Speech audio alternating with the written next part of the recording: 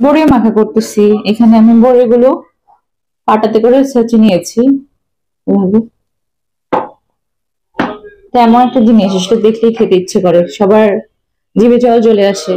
এখন এখানে আমি নিয়ে নিয়েছি ধনেপাতা, কাঁচামরিচ, সাথে শুকনো মরিচ আর লবণ দিয়ে সবগুলো একটা পেস্ট করে নিয়েছি। এখানে দিলাম একটুখানি হলুদ, দিয়ে দিচ্ছি একটুখানি জিরা গুঁড়া, আর একটু লবণ অ্যাড করব। এখন দিয়ে দিচ্ছি চিনি, টক ঝাল মিষ্টি স্বাদটা ভালো লাগে। এখন দিয়ে দিচ্ছি সরিষার তেল, ভালো করে মাখিয়ে নেব।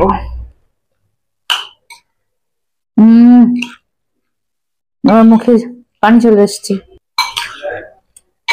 জানা থাকলে অবশ্যই জানাবেন যে টক জাতীয় খাবার দেখলে বা খাবার আগে কেন মুখে পানি চলে আসে, অবশ্যই জানাবেন। এরপর আর খেয়ে জানাচ্ছি কেমন হয়েছে। আমি রান্নাঘরে বসে খাওয়া শুরু করে দিয়েছি।